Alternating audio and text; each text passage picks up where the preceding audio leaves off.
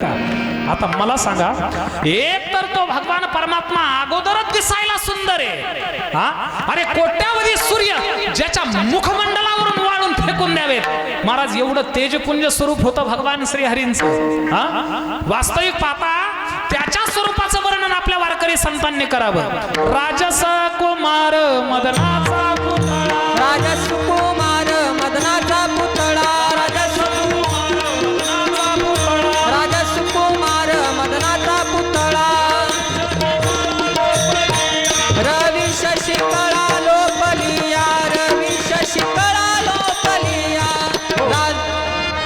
राजस कुमार मदनाचा पुतळा आणि रवी शेषिकळा लोपलिया. अरे कोट्यावधी सूर्य ज्याच्या मुखमंडलावरून वळण फेकून द्यावेत एवढं तेजपुंज स्वरूप भगवान श्रीहरींचं. मग मला सांगा, एवढा दिसायला तो सुंदर आहे, किती सुंदर आहे आणखी सांगू का तुम्हाला? ऐका काय झालं. एकदा भगवान गोपाल श्रीकृष्ण राजसिंहासनावरती बसलेले होते. ऐका बरं. आणि राजसिंहासनावरती बसलेले असताना सर्व राजकारभार उरकून ती बैठक सगळी संपून भगवान कृष्ण सुंदर प्रकारच्या आपल्या महालामध्ये निघाले. आता महालामध्ये निघाल्याच्या नंतर तिथं समोरच एका भिंतीवरती आरसा होता महाराज. आरशाच्या समोर भगवान गोपाल श्रीकृष्ण गेले आणि श्रीकृष्ण गेल्याबरोबर स्वतःच मुख श्रीकृष्णाने आरशामध्ये पाहिलं महाराज. आरशामध्ये पाहिल्याच्या नंतर स्वतः भगवान गोपाल श्रीकृष्णच आकर्षित झाले आणि भगवान गोपाल श्रीकृष्ण मनोमन म्हणतात, असा जर दिव्य आणि तेजपुंज जर पुरुष मला जर भेटला तर निश्चित मी याच्या सोबत लग्न केलं असतं. विठ्ठल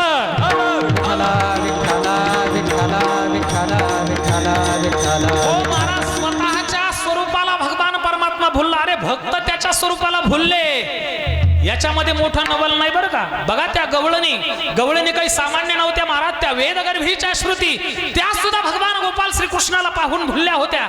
यामध्ये मोठं नवल नाही. ऐका, त्या गवळणी ज्या वेळेस मथुरेमध्ये दही दूध विकण्याकरता जात होत्या ना, तर त्या म्हणत नव्हत्या दही घ्या कोणी, दूध घ्या कोणी, असं म्हणत नव्हत्या. त्या काय म्हणत होत्या तुम्हाला सांगू का? गोविंद घ्या कोणी, दामोदर घ्या गे, तब तब हासती मथुरेच्या गे. गोविंद घ्या कोणी, दामोदर घ्या गे, तब तब हासती मथुरेच्या गे. दुडीवरी हा दुडीवरी दुडी गवळणी साथे निघाल्या, दुडीवरी दुडी गवळणी साथे निघाल्या. हा धुळीवर धुळी गवळणी साथे निघाल्या, धुळीवर धुळी गवळणी साथे निघाल्या.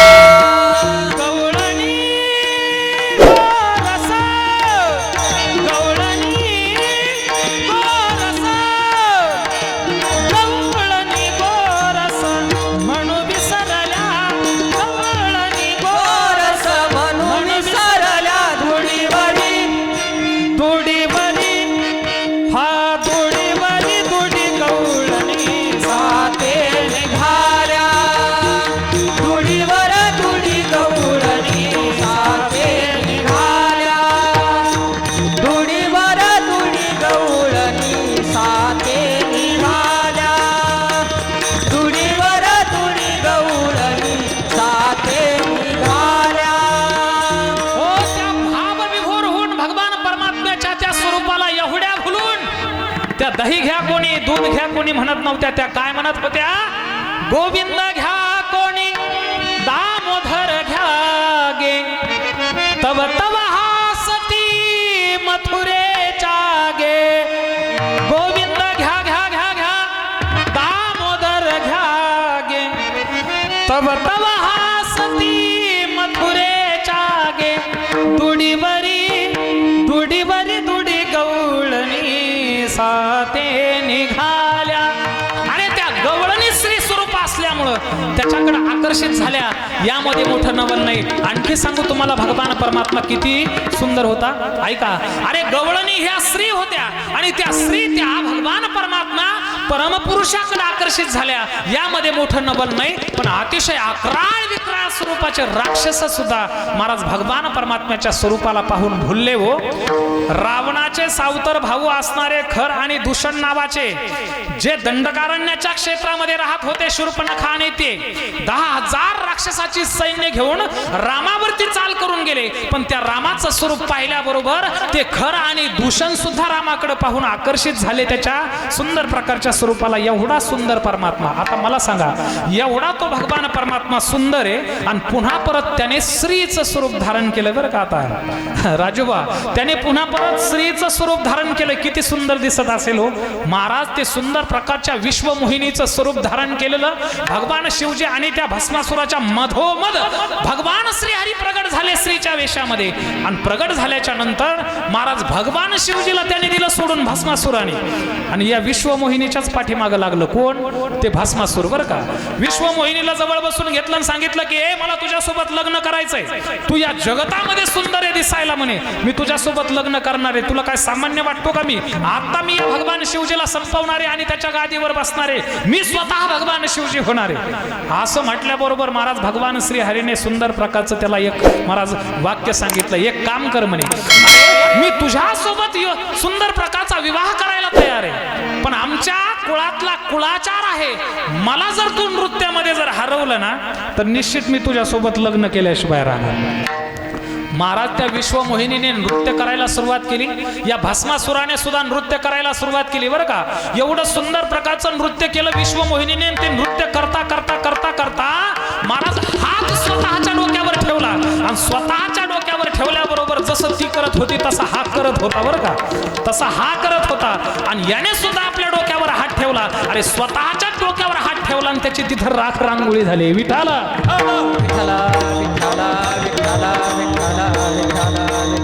म्हणून एवढं भोळं खऱ्या अर्थाने दैवत जर कुठलं असेल तर ते भगवान शिवजी महाराज. बरं ते स्वतः भोळ आहे पण त्याचे भक्त बी अशोक शेठ ते काय सामान्य नाहीत बरं का. त्याचे भक्त जर आपण पाहिले ना महाराज एक एकाचे मनोव्यापारे हे विश्वची होय सहरे. महाराज एक एकाने जर मनामध्ये आणलं ना त्याच्या भक्ताने तर या संपूर्ण विश्वाला नष्ट करण्याची ताकद होती महाराज. आणि ते भक्तीही भगवान शिवजीची तशी करत होते. विठाला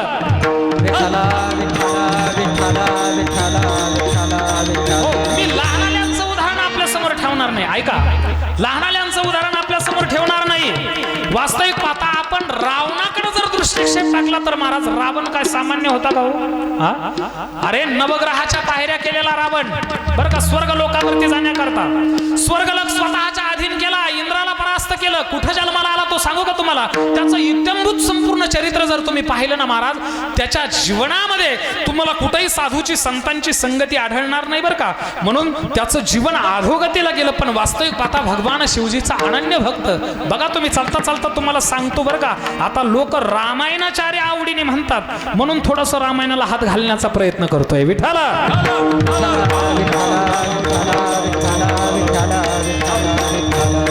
कुठं जन्माला आलं ते आला ऑस्ट्रेलिया प्रांतामध्ये रावण जन्माला. आता ऑस्ट्रेलिया प्रांतामध्ये आल्याच्या नंतर ते लहानाचं मोठं झालं. ऐका, त्यांनी संपूर्ण तरुण तुर्क राक्षसाचं सैन्य एकत्रित केलं. घनघोर भगवान शिवजींची आराधना केली. नाना प्रकारचे वरदान प्राप्त करून घेतले. बघता बघता त्याची एवढी महत्वाकांक्षा वाढली महाराज. त्याला वाटलं या संपूर्ण विश्वामध्ये आपलं आधी राज्य असावं, साम्राज्य असावं. म्हणून ते सुंदर प्रकारचं ऑस्ट्रेलिया प्रांतामधून निघालं महाराज इकडं बरं का.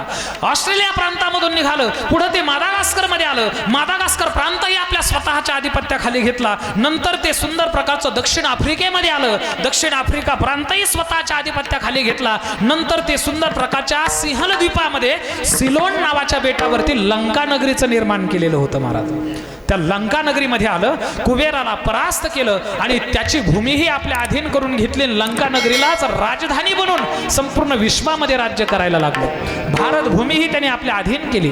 बघता बघता पाताळ लोकामध्ये गेलं. स्वतःच्या बहिणीचा नवरा असणारा विद्युत केश नावाचा दानव, त्या विद्युत केश नावाच्या दानवालाही त्याने संपवलं आणि त्याची भूमी म्हणजे पाताळ लोकही आपल्या साम्राज्यामध्ये विलीन करून घेतला. बरं त्याची महत्वाकांक्षा इथंच थांबली नाही बरं का सेठ. ऐका, तो स्वतः वर गेला. कुठं? स्वर्ग लोकामध्ये इंद्रचंद्राधिक देवतांना परास्त केलं आणि त्यांची भूमीही आपल्या अधीन केली. वास्तविक पाहता सत्तेचा जर विचार केला तर स्वर्ग, मृत्यू आणि पाताळ लोकामध्ये साम्राज्य होतं महाराज राजा रावणाचं. मी हे कोणाचं सांगतोय? भगवान शिवजीच्या भक्ताचं सांगतोय बरं का. सत्ता, संपत्ती, विद्वत्ता, भक्ती आणि सामर्थ्य या पाचही तत्वाने परिपूर्णतम जीवन जर कोणाचं होतं तर ते राजा रावणाचं होतं. विठ्ठल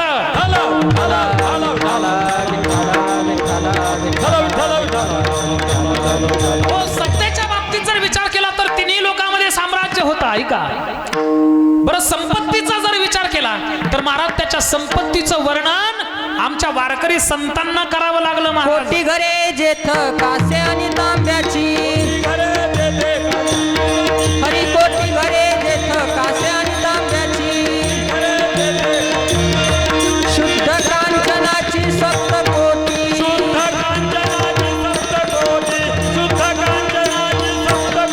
हरी कोटी घरे जेथ कासे आणि तांब्याची, कोटी घरे जेथ कासे आणि तांब्याची,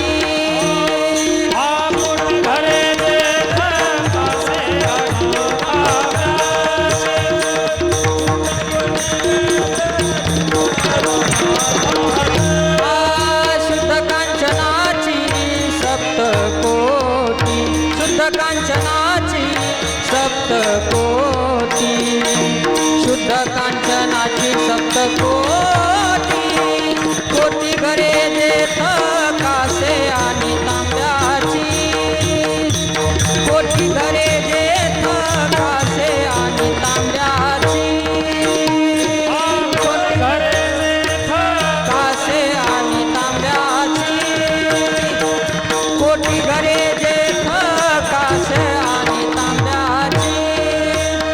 हो महाराज, ज्याच्या संपत्तीचं वर्णन स्वतः वारकरी संतांना करावं लागलं. कोटी घरे जेथ कासे आणि तांब्याची आणि शुद्ध कांचनाची सप्तकोटी, एवढी गडगंज श्रीमंती होती महाराज राजा रावणाची बरं का. ऐका आता, सत्ता, संपत्ती, बरं विद्वत्तेच्या बाबतीत जर विचार तर त्यांनी या रद्दी पुस्तकावरती पीएचडी घेतलेल्या नव्हत्या. इतिहास, भूगोल, नागरिक शास्त्र, अर्थशास्त्र.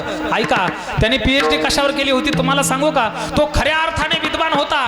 4 वेद, 6 शास्त्र, 18 पुराण, 108 उपनिषद महाराज पठ्याचे मुखदगत होते बरं का. कोणाचे? राजा रावणाचे. विद्वत्तेच्या बाबतीत जर विचार केला तर एवढा तो प्रगाढ विद्वान होता बरं का.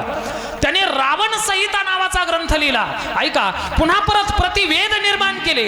अरे वेदामध्ये त्याचा आराध्य दैवत असणारे भगवान शिवजी, त्या भगवान शिवजींच्या स्तुतीपर रुचा जास्त नव्हत्या बरं का. ऋग्वेदामध्ये, सामवेदामध्ये, अथर्ववेदामध्ये अजिबात रुचा नव्हत्या जास्त.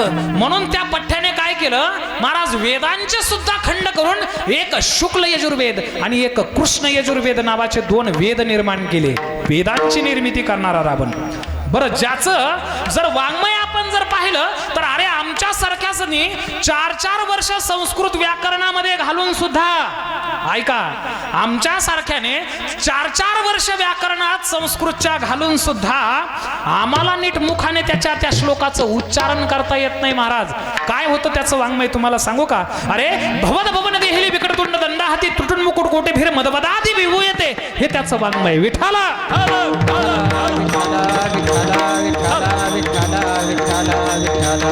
म्हणजे एवढा प्रगाढ विद्वान, सत्ता, संपत्ती, विद्वत्ता.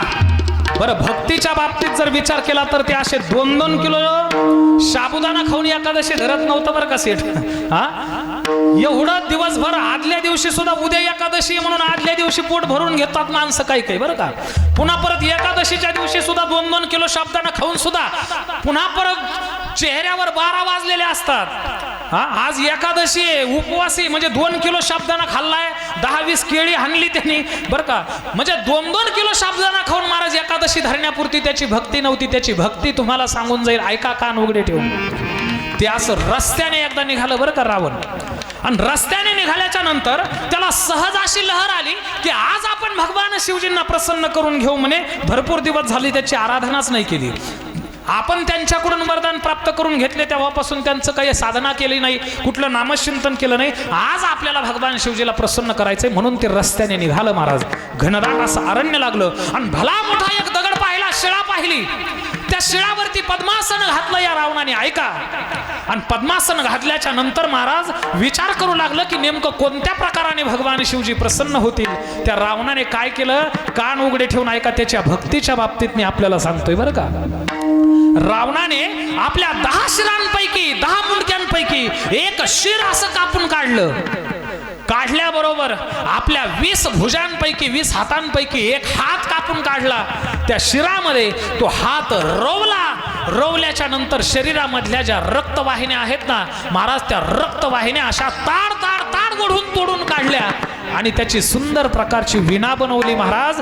आणि त्या विण्याच्या झणकारामध्ये भगवान शिवजींना प्रसन्न करून घेण्याकरता शंखरा राग गायला आणि शिवजींना प्रसन्न केलं. ही त्याची भक्ती. विठाला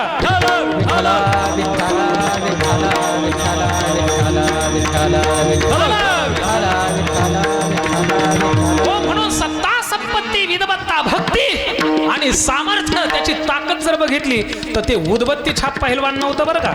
त्या हल्लीच्या जिम मध्ये जे जातात ना लोक, ते शरीराचं वाटोळ करून घेतात. आता ते चित्र विचित्र दिसतं बरं का. ते काही महाराज त्यांना जागचं आजार पण आलेलं आहे, उठू शकले नाहीत बरं का. पण ते असं पहिलवान नव्हतं. धारासिंग सारखा अगदी मातीतलं पहिलवान होतं बरं का. मातीतलं पहिलवान होतं कोण, राजा रावण. ते एकदा कैलास पर्वताच्या पायथ्याला आलं आणि कैलास पर्वताच्या पायथ्याला आल्याच्या नंतर त्याच्या मनामध्ये सहज आलं की आपण माता पार्वती आणि भगवान शिवजी सहित कैलास पर्वत उचलावा. महाराज त्याने कैलास पर्वताच्या खाली हात घातला आणि हात घातल्याबरोबर आपल्या सुंदर प्रकारच्या 2 हातांनी साक्षात भगवान शिवजी आणि माता पार्वती सहित कैलास पर्वत उचलला. हे त्याचं सामर्थ्य. विठाला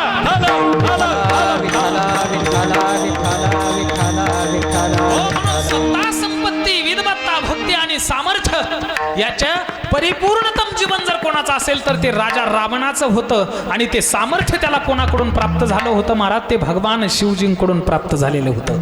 नाना प्रकारचे वरदान दिलेले होते. आता हा धर्माचा नायनाट करण्याकरता याचा वापर करेल की यज्ञ यागादिक कर्म बंद करण्याकरता वापर करेल. काही देणं घेणं नव्हतं. यांनी माझी साधना केली ना, बघा तुम्ही कुठल्याही भावनेने भगवान शिवजींना जर प्रसन्न करून घेण्याचा प्रयत्न केला तर तो भगवान शिवजी महाराज लवकरात लवकर प्रसन्न होणारा देव आहे बरं का.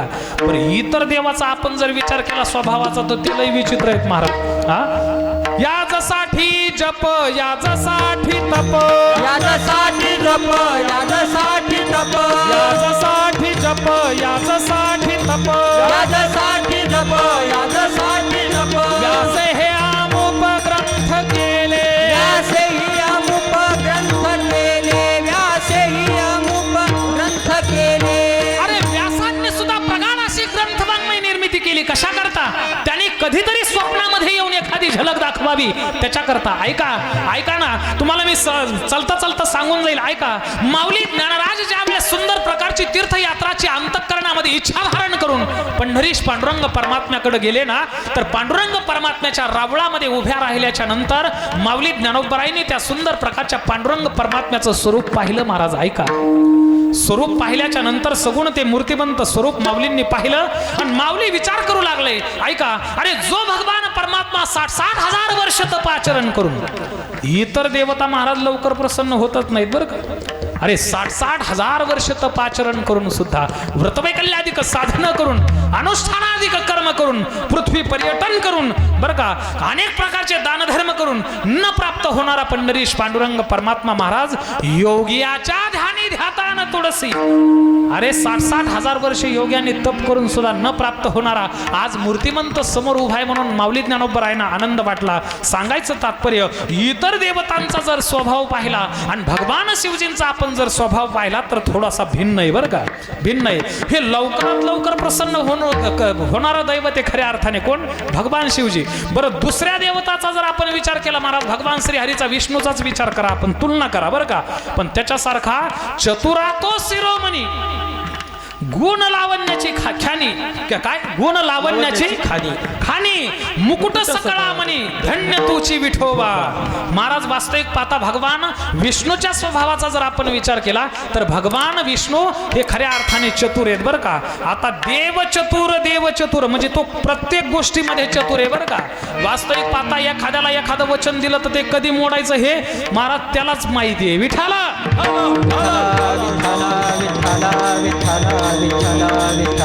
एवढा चतुर आहे महाराज तो, एवढा चतुर आहे तुम्हाला सांगू का, तुम्ही किती जरी आटापिटा केला ना महाराज ऐका, पण दुसऱ्याचा संसार उद्ध्वस्त करून जर स्वतःचा जर समजा आपण बहुमान वाढवण्याकरता आणि स्वतःची संपत्ती मोठी करण्याकरता जर आपण त्याचा वापर केला तर महाराज ते जागच्या जागेवर आणतं बरं का. बरं ते असं चतुर आहे महाराज, त्याला अहंकार चालत नाही बरं का, त्याला तिळभर जरी होय अभिमान आणि मेरू तो समान भार देवा महाराज, त्याला एक तिळभर जरी अभिमान कोणाला झाला ना महाराज, मग कशाचाही असो बरं का, विद्वत्तेचा असू द्या, कलेचा असू द्या, संपत्तीचा असू द्या बरं का, कुठल्याही क्षेत्रामध्ये जर अभिमान जर त्याला झाला तर महाराज ते भगवान लगेच पंक्चर केल्या काढल्याशिवाय राहत नाही. विठ्ठला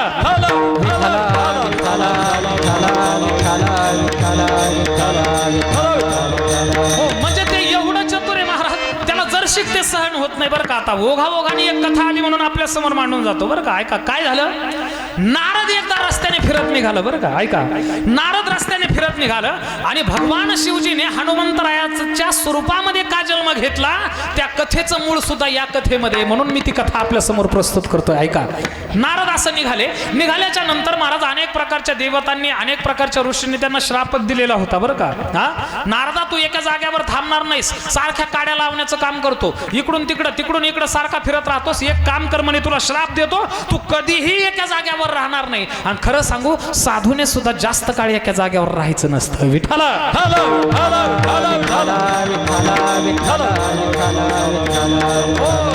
कीर्तन केलं, नारळ घेतलं की त्यांनी निघून जायचं असतं महाराज, तिथं जास्त काळ थांबायचं नसतं. आणि जास्त काळ जर तिथं थांबलं ना ते हा काहीतरी धोका घडल्याशिवाय राहत नाही बरं का. म्हणून नारद सारखं भ्रमण करत होतं. ऐका, आणि भ्रमण करत करत करत करत एकदा ते मृत्यू लोकामध्ये आलं आणि मृत्यू लोकामध्ये आल्याच्या नंतर हिमालयाच्या दिशेने चालले बरं का. कोण? भगवान नारद हिमालयाच्या दिशेने निघाल्याच्या नंतर एवढं सुंदर प्रकारचं दुथडी तुडुंब भरून वाहणारी नदी पाहिली नारदाने. सुंदर प्रकारचं पाणी वाहत होतं, नाना प्रकारचे पक्षी किलबिलाट करत होते बरं का. मोठमोठाले जे काही वृक्ष होते फळांनी भरून आलेले होते, नाना प्रकारच्या लता होत्या, वेली होत्या, त्या सुद्धा सुंदर प्रकारच्या फुलांनी भरून आलेल्या होत्या. आणि असं ते निसर्गरम्य वातावरण नारदाने पाहिल्याबरोबर नारदाने एक सुंदर प्रकारची भली मोठी शिळा पाहिली, पद्मासन घातलं आणि शापातून ते मुक्त झाले बरं का ते वातावरण पाहून. ऐका, आणि शापातून मुक्त झाल्याच्या नंतर असं सुंदर प्रकारचं काय करायला लागले ते महाराज, सुंदर प्रकारची साधना करायला लागली. पद्मासन घातलेलं होतं, कल्प निघून गेले, पण त्या समाधीतून काही नारदाचं उत्थान होत नव्हतं. आता एखाद्याचं जर बरं का अशोक शेठ चांगलं व्हायचं जर म्हटलं ना तर दुसरे काही असे विघ्न संतोषी लोक असतात महाराज, जळा वृत्तीचे असतात, त्याच्या पोटात गोळा उठल्याशिवाय राहत नाही बरं का. माझ्याकडे एक आळंदीला पेशंट आल्याच्या नंतर मला म्हटलं, हो महाराज, जाधव महाराज, हो ज्ञानेश्वर महाराज, पोटामध्ये असं दुखायला लागलं म्हणे आपल्या. आता प्रत्येक वैद्याकडे डॉक्टरकडे गेल्याच्या नंतर महाराज ते डॉक्टर अनुमान प्रमाणाने याला नेमकी कोणती बिमारी आहे हे काय करत असतात, पाहत असतात अगोदर बरं का. आता माझ्याकडे ते पोट घेऊन आलं, मला सांगितलं बाबा माझं पोट दुखतंय. पोट दुखायला लागल्याच्या नंतर मी म्हटलं का हो म्हणे, नेमकं तुम्ही काही खाल्लं होतं का रात्री, शिळी भाजी वगैरे, शिळी चपाती वगैरे काही खाल्ली होती का? ते म्हणे नाही हो, अगदी तव्यावर गरम गरम ताटामध्ये वाढल्याच्या नंतर मला खायची सवय. आता मी म्हटलं नेमकं तुमचं पोट केव्हापासून दुखायला लागलं ते सांगा बरं. ते म्हणे काही नाही, आमच्या शेजारच्याने चांगली गाडी आणली ना स्कॉर्पिओ, तेव्हापासून दुखत आहे. विठ्ठला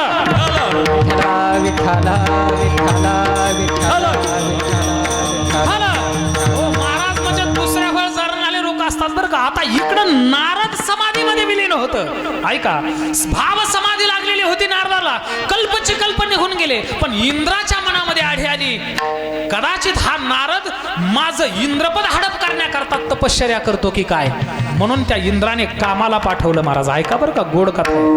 कामाला पाठवल्याबरोबर त्या कामाने हात जोडून इंद्राला सांगितलं, अरे अगोदर तुम्ही भगवान शिवजींकडे पाठवलं होतं, त्याने मला जाळून राख केली माझी, हा, आणि तुम्ही आता संताचा अपराध करण्याकरता मला पाठवताय, मी अजिबात तिकडे जाणार नाही. असं म्हटल्याबरोबर महाराज त्या इंद्राने सांगितलं, ही राज आज्ञा आहे, तुला ती प्रमाण मानून जावं लागेल. नाविलाज कामाचा झाला महाराज. काम स्वतः नारदाला समाधीतून उत्थान करण्याकरता आला. सुंदर प्रकारचा वसंत ऋतूचं आगमन केलं, सुंदर प्रकारचं नृत्य करायला सुरुवात केली पण तरी सुद्धा नारदावर काही परिणाम व्हायला तयार नाही बरं का. ऐका, दिवसामागून दिवस जात होते, रती आणि काम नृत्य करत होते, पण नारद काही समाधीतून उत्थान होत नाही. वास्तविक पाहता काम नाचून नाचून थकला भागला आणि नारदांना शरण आला बरं का. आणि नारदांची स्तुती करायला लागला. कोण? स्वतः कामदेवता. ज्या कामाने महाराज चांगल्याला सोडलं नाही बरं का. कोणाला सोडलं नाही? इंद्र चंद्रासी दरारा लाविला जेने येडका मदन तो केवळ पंचानन धडक मारली नारदा केला ब्रह्म्याचा मातेरा बरं का. चांगल्याला सुद्धा सोडलं नाही कोणी या कामाने. ते काम सुद्धा हातबल झालं आणि नारदाच्या समोर हात जोडून विनंती करू लागलं आणि स्तुती करायला लागलं. आता काही माणसं कशी असतात महाराज, स्तुतीप्रिय असतात. त्यातलं हे नारद होतं बरं का. जे काम सायास करून दिवसेंदिवस महाराज जमत नव्हतं ते काम नारदांची फक्त स्तुती केल्याच्या नंतर झालं. स्तुती केल्याबरोबर नारदांना काम म्हणू लागला, नारदा खरंच तुमच्यासारखा भक्त मी पाहिला नाही बरं का. हा, या त्रिभुवनामध्ये तुमच्यासारखा भगवान परमात्म्याचा भक्त कोणी नाही. कारण तुम्ही स्वतः कामाला जिंकलं आणि कामाला जिंकलं असं म्हटल्याबरोबर नारद समाधीतून उत्थान पावले बरं का. भाव समाधीतून बाहेर आले. बाहेर आल्याच्या नंतर सांगितलं, कामा काय म्हटलास तू? काही नाही म्हणे, तुमच्यासारखा संत नाही. अहो खऱ्या अर्थाने भक्त तुमच्यासारखा शोभावा. अहो तुम्ही साक्षात मला जिंकलं. मला मारणं सोपं आहे हो बरं का.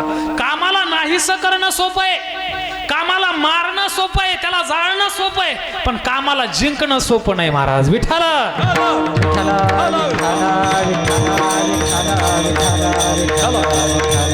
तुम्ही साक्षात मला जिंकलं हे कोण म्हणायला लागलं? काम म्हणायला लागलं बरं का. आणि तशी स्तुती केल्याबरोबर ते फुगलं ना नारद.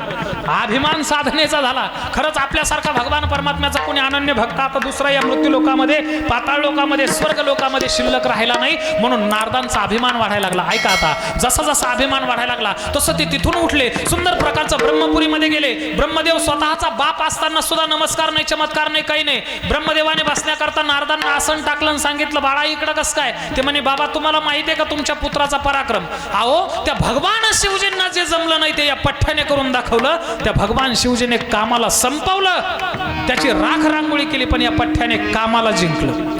असं म्हटल्याबरोबर महाराज ब्रह्मदेवाने हात जोडले स्वतःच्या पोराजवळ बरं का.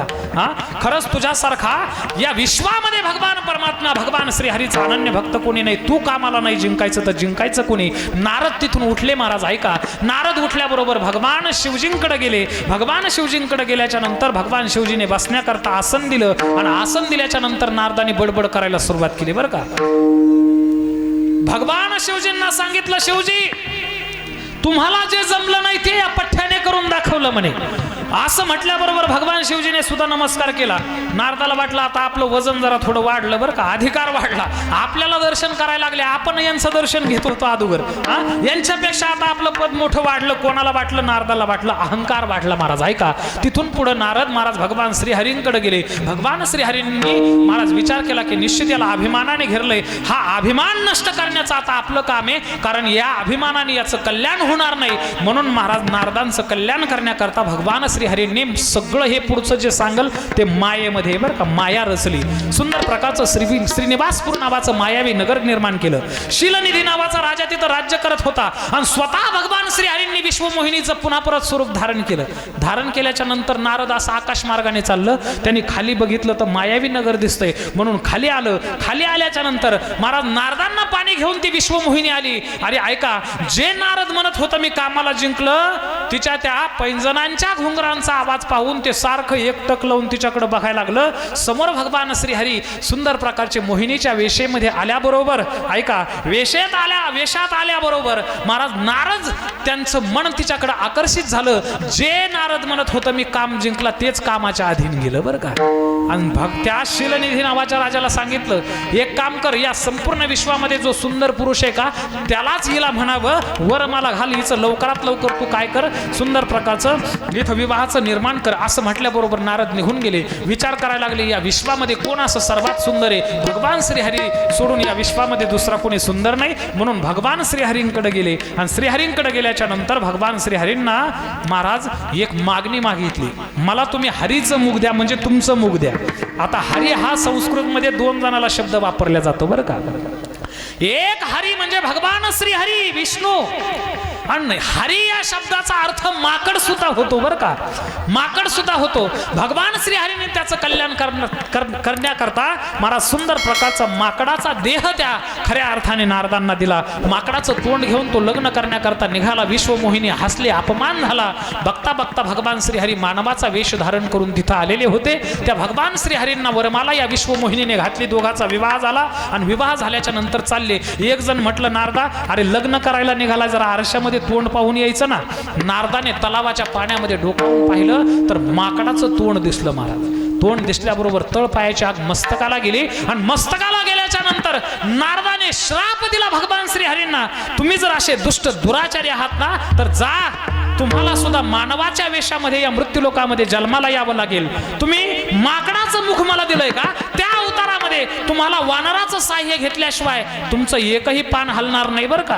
पुन्हा परत तिसरा श्राप दिला, मी जसं या विश्वमोहिनीच्या विरहाने विरहित होतोय ना आता, तसं तुम्हाला सुद्धा तुमच्या बायकोचा, तुमच्या पत्नीचा विरह सहन करावा लागेल. असे 3 श्राप दिले महाराज. नारदांनी ही श्राप दिले आणि त्यांची ही फजिती कशामुळे झाली, कशामुळे झाली महाराज. वानरांच्या स्वरूपामध्ये आलते आणि विश्वमोहिनीकडे मन आकर्षित झालतं. तसं भगवान शिवजीचं सुद्धा एकदा मन गेलं होतं महाराज. भगवान श्रीहरींनी विश्वमोहिनीचं स्वरूप धारण केल्याच्या नंतर तिच्याकडं, म्हणून भगवान शिवजी सुद्धा विचार करतात, अरे नारदांना त्या विश्वमोहिनीच्या मोहाने काय केलं, ग्रस्त केलं, म्हणून अभिमान त्यांचा संपूर्ण गर्भगडीत झाला. म्हणून त्यांनी भगवान सुंदर प्रकारचं श्रीहरींना श्राप दिलाय वानर होण्याचं. आणि माझं सुद्धा मन आकर्षित विश्वमोहिनीकडे झालं, म्हणून मी सुद्धा खऱ्या अर्थाने वानरांचं स्वरूप घेऊन या मृत्यूलोकामध्ये जातो. म्हणून तोच भगवान परमात्मा भगवान शिवजी वानरांच्या स्वरूपामध्ये म्हणजे भगवान हनुमंतरायाच्या स्वरूपामध्ये या मृत्यूलोकामध्ये अवतीर्ण झाले. विठ्ठल विठ्ठल